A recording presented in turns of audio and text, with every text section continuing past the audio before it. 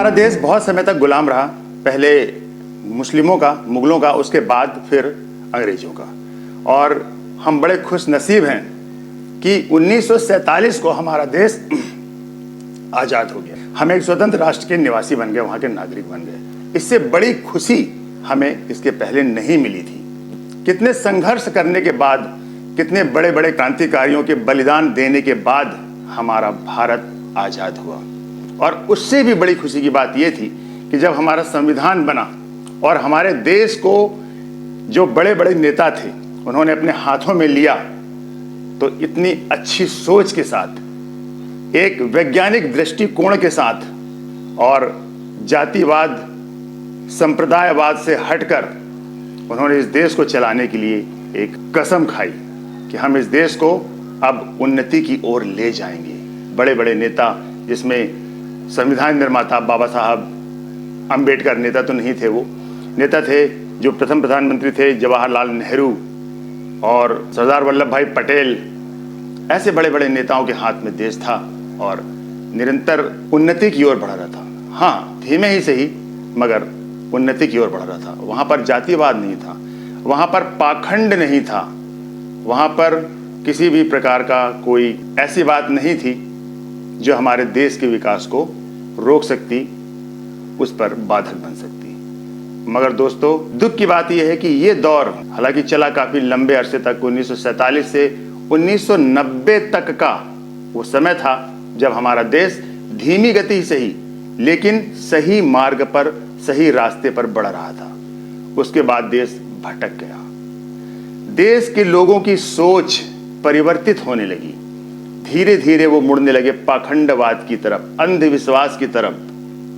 धर्म, जाति, न जाने कितने कितने भ्रम पाल कर बैठ गए।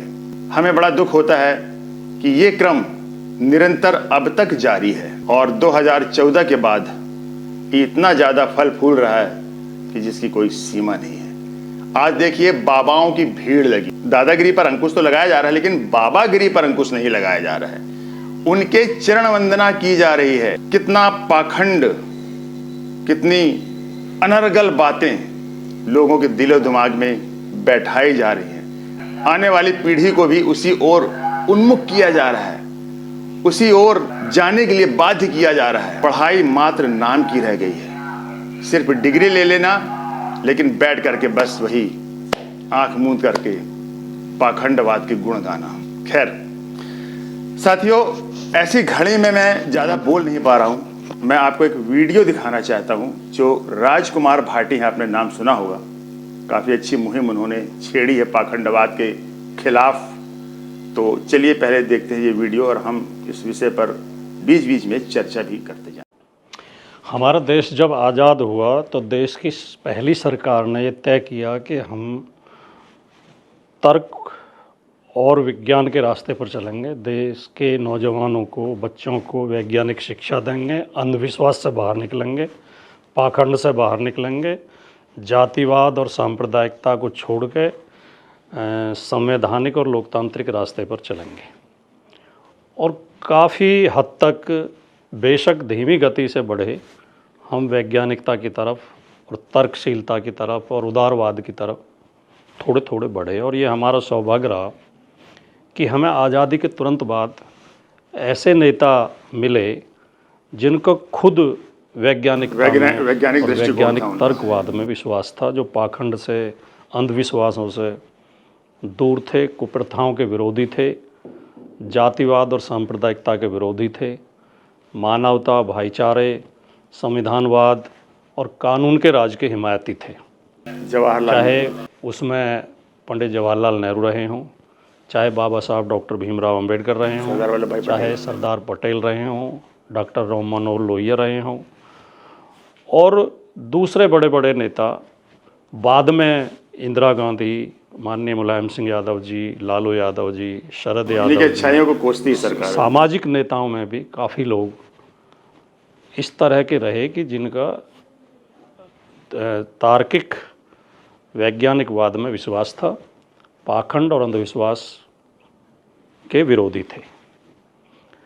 लेकिन हम देख रहे हैं कि पिछले कुछ दिनों से, ख़ास तौर से 2014 के बाद जब से भारतीय जनता पार्टी पूर्ण बहुमत के साथ सरकार में आई है और माननीय मोदी जी ने नेतृत्व संभाला है देश का, सत्यानाश। कारण कुछ भी उसके रहे हों, मैं ये दोष नहीं देना चाहता कि मोदी जी के इशारे पर ऐसा हो रहा वो भी है मोहरा या है। सरकार के इशारे पर ऐसा हो रहा है, लेकिन ज्ञात अज्ञात कारणों से कथित रूप से मोहरा ही है मुझे देश लगता है। में एक बार को फिर अंधविश्वास और पाखंड कुछ हावी सा होता जा रहा है। आज स्थिति ये है कि ढेर सारे जो कथावाचक हैं, पाखंडी ढोंगी वाला धार्मिक उपदेशक हैं, वो कुकुरमुत्तों की तरह देश में उगाए कुकुरमुत्ते हैं और उनके प्रवचन आप सुने, उनकी कथाएं सुने, उनके आप वक्तव्य सुने तो उनमें बीच बीच में वो धार्मिक पाखंड की बातें, धार्मिक अंधविश्वास की बातें, ऊंच नीच की बातें, वर्णवाद की बातें, जातिवाद की बातें, सांप्रदायिकता की बातें बोलते रहते हैं और कई बार राजनीतिक संदेश भी देते रहते हैं किसी एक पार्टी के समर्थन में, जो कि भारतीय जनता पार्टी ही होती है। भारतीय जनता पार्टी के समर्थन में धीरे धीरे इशारा करते रहते हैं और विपक्षी पार्टियों के खिलाफ जगह जगह टिप्पणियां करते रहते हैं। एक तो जो अपने आप को जगत गुरु कहते हैं एक व्यक्ति, और जो पक्के घोर जातिवादी हैं, घोर वर्णवादी हैं, राम भद्राचार्य घोर सांप्रदायिक हैं, उन्होंने अपने प्रवचन के दौरान नारा लगवा दिया था कि मरे मुलायम काशीराम, जोर से बोलो मरे सब जय मुलायम श्री राम। काशीराम, जोर और से ये बोलो व्यक्ति ये भी कह चुका है कि कुछ ब्राह्मण जिनमें पाठक, त्रिगुणायत, चौबे और दीक्षित, ये नीच ब्राह्मण होते हैं और इनमें हम लोग वो जो राम भद्राचार्य हैं, मैंने इसके पहले वाले वीडियो में भी चर्चा की थी आपसे। देखिए, जिसे जो प्रधानमंत्री जी को अपना मित्र बताते हैं और प्रधानमंत्री जी भी जिनको अपना मित्र मानते हैं, उनके साथ बैठते हैं, वो कितने घोर जातिवादी दृष्टिकोण के हैं। आप देख लीजिए कि एक कथावाचक, एक जो अपने आप को बहुत बड़ा संत कहते हैं, उनके विचार यदि ऐसे होंगे और उसका समर्थन बड़े बड़े राजनेता जो सत्ता में है वो करेंगे, तो हमारे देश का क्या होगा। अभी अभी हाल ही में उन्होंने एक वक्तव्य दिया था जिसमें कहा था कि ब्राह्मणों में भी नीच ब्राह्मण होते हैं जिनके यहाँ हम अपनी बेटी नहीं देते। कुछ नाम लिए थे उन्होंने। जो नीच ब्राह्मणों, अधम ब्राह्मणों की चर्चा चलाई गई। हमारे यहाँ कुछ ब्राह्मण सरयू पारिणों में अच्छे नहीं माने, उनके यहाँ ऊंचे कुल के लोग अपनी बेटी नहीं देते। उपाध्याय और चौबे, त्रिगुणायत, दीक्षित और पाठक। मतलब क्या शब्द का उपयोग किया है कि ब्राह्मणों में नीच होते हैं, यानी जातिवाद की पराकाष्ठा। आप देखिए कि ब्राह्मणों में भी जातिवाद है, तो फिर बाकी के जो 3 वर्ण हैं और विशेषकर जो चौथा शूद्र वर्ण है, उसके क्या हाल होंगे, उसको लेकर के इनके दिलो दिमाग में किस प्रकार की विचारधाराएं होंगी, आप इससे अंदाज लगा सकते हैं। और यदि इनको मंचासीन किया जाता है बड़े बड़े मंच पर और बड़े बड़े राजनेता जाकर के उनके चरणों में लौटते हैं, तो आप समझ लीजिए कि इस देश का क्या हश्र होने वाला है। चलिए फिलहाल कंटिन्यू करते हैं। लोग रिश्तेदारी नहीं करते, ये नीच नीच तरह के ब्राह्मण होते हैं। मतलब मैं तो इसका घोर विरोधी हूँ। ब्राह्मण अपने आप को सारे ऊंच कहते हैं, लेकिन ये उनमें भी नीच ढूंढ रहे हैं। कोई भी जाति ना ऊंची होती है ना नीची होती है, कोई जाति ना अच्छी होती है ना बुरी होती है। व्यक्ति अच्छे या बुरे होते हैं, सब जाति बराबर हैं, सब जातियों का सम्मान, किसी को जाति के आधार पर, धर्म के आधार पर अपमानित नहीं करना चाहिए। खैर, इस व्यक्ति को सरकार बार बार सम्मानित करती है और ऐसे अनेक और भी कथावाचक और प्रवचनकर्ता और धार्मिक उपदेशक हैं जो इस तरह की बातें करते रहते हैं। कोरोना के दौरान में आपने देखा होगा कि मंत्रों से कोरोना भगाया जा रहा था। कोई कह रहा था गाय का गोबर अपने ऊपर लगा लो, शरीर के ऊपर मल लो तो कोरोना नहीं आएगा। कोई कीचड़ में लेटा हुआ था, कोई घंटा, घड़ियाल, थाली, चम्मच बजवा रहे थे, शंख बजवा रहे थे, कोई दिए जलवा रहे थे। ये सब अंधविश्वास है, पाखंड है। वैज्ञानिक तरीके से ही हम बीमारियों से लड़ सकते हैं, वैज्ञानिक शोधों के आधार पर। इस बीच में एक ऐसी घटनाएं अक्सर होती रहती हैं अब इस दौर में। 1947 के बाद 1990 तक लगातार पाखंड कमजोर हो रहा, वैज्ञानिकता बढ़ रही थी, तर्कशीलता बढ़ रही थी। 90 के बाद एक अस्थिर सा दौर आया 10-15 साल का, और ख़ास तौर से 2014 के बाद फिर से दोबारा अंधविश्वास और पाखंड हावी होता जा रहा है। तर्कशीलता और वैज्ञानिकवाद कमजोर पड़ता जा रहा है। अच्छी अच्छी कुर्सियों पर बैठे हुए, बड़े बड़े पदों पर बैठे हुए लोग कभी कहते हैं गाय का गोबर कोहिनूर से भी कीमती होता है, गाय के गोबर में इतने गुण होते हैं, गाय ऑक्सीजन लेती है, ऑक्सीजन ही छोड़ती है, गाय के ऊपर हाथ फेरने से ब्लड प्रेशर कम हो जाता है। कभी कहते हैं गोमूत्र जो है अमृत के समान है, गोमूत्र पीने से सारी बीमारियां दूर हो जाती हैं, कैंसर दूर हो जाता है, गोमूत्र का सेवन रोजाना करना चाहिए। पंचगव्य जिसमें गाय का गोबर, मूत्र, घी, दूध और ये सब मिलाए जाते हैं, पंचगव्य का सेवन करना चाहिए। इस तरह की अतार्किक, धूर्ततापूर्ण, पाखंडी बातें अक्सर सुनने को मिलने लगी हैं अब इस दौर में। और बड़े बड़े पदों पर बैठे हुए लोग, कॉलेज के प्रिंसिपल, यूनिवर्सिटी के वीसी, बड़े बड़े समाचार माध्यमों के एडिटर, बड़े बड़े एंकर, मंत्री, सांसद, विधायक, मुख्यमंत्री, इस तरह के व्यक्ति ऐसी बातें करते हैं। अभी एक घटना पिछले दिनों देखने को मिली कि दिल्ली यूनिवर्सिटी के लक्ष्मीबाई कॉलेज में प्रधानाचार्य ने क्लासरूम में की दीवारों पर गाय के गोबर का लेप करवाया और कहा कि इससे कमरा ठंडा रहेगा। ये सारे अखबारों में, सारे समाचार माध्यमों में ये खबर आई। एक प्रिंसिपल के कुर्सी पर बैठी हुई महिला या पुरुष ऐसी सोच रख सकते हैं? तो जो दिल्ली यूनिवर्सिटी के छात्र संघ के अध्यक्ष हैं भाई रौनक खत्री, उन्होंने एक बहुत बढ़िया शानदार काम किया। वो प्रिंसिपल के ऑफिस में गए अपने साथियों को लेकर और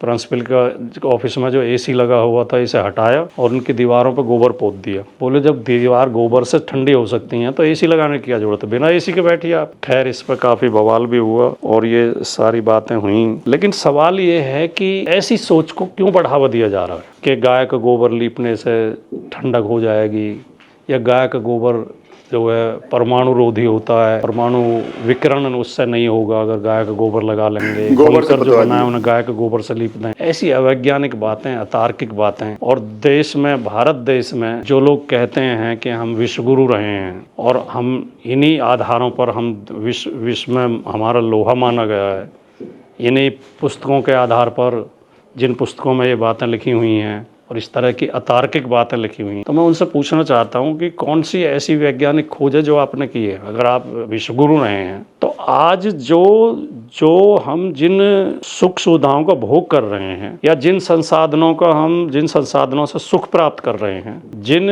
उपकरणों से हमारी जो परेशानियां कम हुई हैं, उनमें से कौन सा ऐसा उपकरण है जिसका शोध आपने किया, जिसकी खोज आपने की है, जिसे आपने बनाया है? अगर हम ये कैमरे पे बात कर रहे हैं तो ये कैमरे का आविष्कार आपने किया। अगर हम मोबाइल यूज कर रहे हैं तो मोबाइल आपने बनाया, कंप्यूटर आपने बनाया, हवाई जहाज आपने बनाए, ये बिजली आपने बनाई, ये रेल आपने बनाई, ये बसें आपने बनाई। कौन सी खोज आपने की है? ये जो सैटेलाइट घूम रहे हैं, इनमें आपने कोई आविष्कार किया? कोई आविष्कार हमारे देश में क्यों नहीं हुआ? अगर हम विश्वगुरु थे और हम इतने, वो इसलिए नहीं हुआ कि हमारे युवाओं के दिमाग को इन्हीं बातों की वजह से कुंद किया जाता है कि अरे हम तो विश्वगुरु थे, हमारी तो किताबों में सारा ज्ञान छिपा हुआ है और उस ज्ञान को खोजो, नया ज्ञान खोजने की कोशिश मत करो। कोई ढंग की दवाई, किसी बीमारी का इलाज तक तो आप खोज नहीं पाए। जितनी महामारी आई, पोलियो एक महामारी थी, पोलियो ग्रस्त बच्चे पैदा होते थे, लूले, लंगड़े, किसी का हाथ टेढ़ा, किसी का पैर टेढ़ा, और आप इसे बीमारी मानने को तैयार नहीं थे। आप कहते थे ये तो जब सूर्य ग्रहण, चंद्र ग्रहण पड़ते हैं, जब जो गर्भवती महिला चारपाई पर लेटी रह जाती है, उसके बच्चे जो ये पैदा होते हैं। पोलियो ग्रस्त बच्चों को आप ग्रहणवा कहते थे। ग्रहण की वजह से, ग्रहण जब पड़ते थे तो आप पूजा करने लग जाते थे और गर्भवती स्त्रियों को खड़ा करके रखते थे। ऐसी मूर्खतापूर्ण सोच में आप डूबे हुए थे। उस पोलियो की दवाई बाहर उसके जो वैक्सीन खोजी गई 1955 में, जोनास साल्क नाम के डॉक्टर ने उसकी वैक्सीन खोजी और आज उस वैक्सीन के आधार पर पूरी दुनिया से पोलियो खत्म हो चुकी है। चेचक हर साल आती थी, हर साल लाखों लोग मरते थे चेचक में। उसे आप माता बोलते थे, उसकी पूजा करते थे आप, और आप कहते थे डॉक्टर की दवाई मत दिलवाना वरना माता भड़क जाएगी। और आप माता की पूजा, हजारों साल तक ये चेचक चलती रही और आपने इसका भी ध्यान नहीं दिया कि कोई बीमारी है, इसकी दवाई भी खोजी जा सकती है। और अमेरिका में डॉक्टर एडवर्ड जेनर ने इसका जो है चेचक की वैक्सीन खोजी, चेचक का टीका खोज की, और आज पूरी दुनिया से चेचक भी खत्म हो गई उस वैक्सीन के प्रयोग से। तो ऐसी खोज आप क्यों नहीं कर पाए? इसलिए नहीं कर पाए कि आपने लोगों के दिमाग दूसरी दिशा में लगाए रखे। आप लोगों के दिमाग में अंधविश्वास परोसते रहे, आपने लोगों के दिमाग खुलने नहीं दिए, आपने प्रश्नों पर हमेशा रोक लगाई, आपने जिज्ञासा पर हमेशा रोक लगाई। आपने कहा प्रश्न पूछना अपराध है, प्रश्न मत पूछो। और कोई भी आविष्कार, किसी भी आविष्कार की शुरुआत प्रश्न से होती है। देखिए, यहाँ पर वीडियो को मैं थोड़ा रोक रहा हूँ। साथियों देखिए, एक एल्गोरिदम होता है किसी भी चीज़ का, आप कह लीजिए इंसान की सोच का या फिर किसी सोशल मीडिया का। अभी आपको मैं बताता हूँ कि सोशल मीडिया में जितने भी प्लेटफॉर्म है, चाहे वो फेसबुक हो, चाहे इंस्टाग्राम हो, चाहे यूट्यूब हो, चाहे एक्स हो, इसमें आप देखिएगा कि यदि उनको अपना प्लेटफॉर्म चलाना है, पैसे कमाने हैं जनता से, पूरे विश्व की जनता से, तो वो क्या करते हैं। एक एग्जाम्पल मैं आपको दूंगा कि यदि आपने क्लिक किया किसी बॉलीवुड गाने पर 1 या 2 बार, फिर आप देखिए कि आपके पेज में जो आपका अकाउंट है, जैसे आप ओपन करेंगे तो बॉलीवुड के ढेर सारे गाने आपको सामने स्क्रीन पर फ्रंट में दिखने लगेंगे। क्यों? ये एल्गोरिदम इसलिए तैयार किया है कि आप जिस चीज को पसंद करें वो चीज आपके सामने परोसी जाए। इससे किसका फायदा होगा? उस सोशल मीडिया के प्लेटफॉर्म का फायदा होगा। व्यापार में भी यही होता है, राजनीति में भी यही होता है। अब यहां पर यदि हम ये सोचें कि हमारी तार्किक शक्ति और वैज्ञानिक दृष्टिकोण क्यों कमजोर है, उस ओर क्यों ध्यान नहीं दिया जा रहा है। अभी जैसे कि भाटी जी ने कहा कि 1990 के बाद से धीरे धीरे हमारा जो राजनीति है, हमारे जो देश का विकास है, उसका रुख मुड़ गया। वो जातिवाद, संप्रदायवाद, पाखंडवाद की ओर हो गया। क्यों हो गया? क्योंकि जनता की कमजोर नस को बड़े बड़े राजनेताओं ने पकड़ लिया, जैसे कि सोशल मीडिया करता है। कहीं भी आप देख लीजिए, आप यूट्यूब में भी देखिए, आप जो चीज पसंद करेंगे वही चीज आपके पेज पर, आपके अकाउंट में बार बार आपको दिखाई देगी। ऐसा उन्होंने बनाया। तो यहां पर तो बुद्धि बहुत तेज चलती है हमारे राजनीतिज्ञों की, बड़े बड़े राजनेताओं की। उन्होंने जनता की कमजोरी की पकड़ लिया है कि इनकी कमजोरी है धर्म, भगवान, पाखंड, संप्रदायवाद, जातिवाद। बस इसी चीज को बढ़ावा उन्होंने दिया। कुकुरमुत्तों की तरह बाबा पैदा हो गए, उन्हें बड़े बड़े मंच दिए गए, राजनीतिक संरक्षण दिया गया कि आप बड़ी बड़ी सभाएं करिए, आपको पूरी पुलिस व्यवस्था दी जाएगी। और वही पाखंडवाद इस तरीके से उन्होंने दिलो दिमाग में हमारे नागरिकों के, भारतीय नागरिकों को भर दिया और विश्वास पैदा कर दिया कि ये बाबा बिल्कुल सही हैं, ये सही बोल रहे हैं, इसी से आपका कल्याण होगा, आपका जीवन सफल होगा, आपको सफलता मिलेगी। आपकी तर्क शक्ति, आपकी वैज्ञानिक सोच कुछ नहीं कर सकती जो ये बाबा कर सकते हैं। तो मेरा कहने का यही तात्पर्य है कि भेड़ चाल चलने के लिए हम जब तक अपने आप को ऐसे आदी बना करके रखेंगे, तब तक हमें कोई नहीं सुधार सकता। हमारा फायदा ही उठाते रहेंगे ये बड़े बड़े राजनेता, राजनीतिज्ञ लोग, और सत्ता चलाएंगे और हम बस उनके गुण गाएंगे, बाबाओं के चक्कर में पड़ेंगे, धर्म राजनीति को लेकर के लड़ेंगे, अपने आप का नुकसान करेंगे, साथ ही साथ देश को भी पतन की ओर ले जाते रहेंगे। चलिए कंटिन्यू करते हैं इस वीडियो को। जब आपके दिमाग में प्रश्न उठेंगे, आपके दिमाग में जिज्ञासा पैदा होगी, तब आप खोज करने चलेंगे। दिन क्यों होता है, रात क्यों होती है, बारिश कैसे होती है, भूकंप कैसे आता है, ओले कैसे पड़ते हैं, ठंड कैसे पड़ती है, गर्मी कैसे पड़ती है। इन प्रश्नों में जिज्ञासा आपकी होगी तो आप खोज करने चलेंगे। और जब आपने वैकल्पिक उत्तर तैयार कर रखे हैं, काल्पनिक, बारिश कैसे होती है कि वो इंद्र नाम का एक देवता है, वो उसकी मर्जी से बारिश होती है, वो जो है बादलों को आदेश देता है, जाओ बारिश कर गाओ, तो आपने खोज करने का प्रयास ही नहीं किया।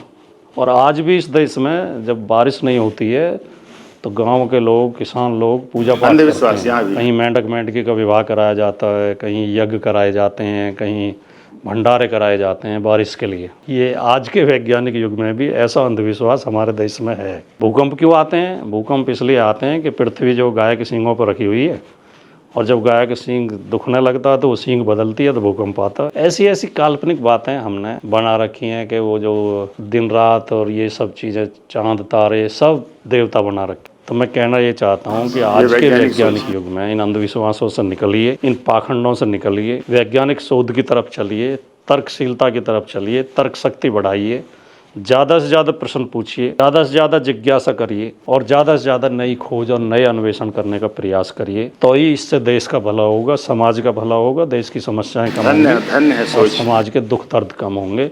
जय हिंद। तो दोस्तों, देखा आपने इस वीडियो में अपन ने बीच बीच में चर्चा भी की ज़्यादा आप बोलने की ज़रूरत नहीं है। बस मैं आपसे यही निवेदन करूँगा कि कम से कम वो लोग जो मुझे समझ रहे हैं, मेरे जो विचार हैं और जो मैं आपको बताना चाह रहा हूँ, कम से कम उतने लोग भी यदि इस ओर मुखर होते हैं, इस ओर अपने दृष्टिकोण को लाते हैं, तो कम से कम उतने लोग तो सुधर जाएंगे। क्योंकि हम उम्मीद नहीं कर सकते पढ़े लिखे लोगों से भी। तो कहने का तात्पर्य मेरा यह है कि दोस्तों, अपनी तर्क शक्ति को विकसित कीजिए, अपने जो साइंटिफिक टेम्परामेंट है उसको डेवलप कीजिए। पाखंडवाद की ओर मत जाइए, ढोंग की ओर मत जाइए, इन बाबा बैरागियों के चक्कर में मत पड़िए। ये सब कुछ भी नहीं होता। ये अपने आप को भगवान का प्रतिनिधि बनते हैं। यदि आपको भगवान से मिलना है तो आप सीधे सीधे उस भगवान से संपर्क कीजिए। इसका एक अच्छा और सच्चा साधन है मेडिटेशन। आप ध्यान कीजिए, आप सीधे उस परम शक्ति से मिल सकते हैं। उसके लिए ऐसे ढोंगी बाबाओं की जरूरत नहीं होती। तो साथियों, वचन कटु हैं, हो सकता है बहुत से लोगों को खराब भी लगे, क्योंकि उनको ही खराब लगेंगे जिनके दिलो दिमाग में अभी तक गोबर भरा हुआ, भूसा भरा हुआ है।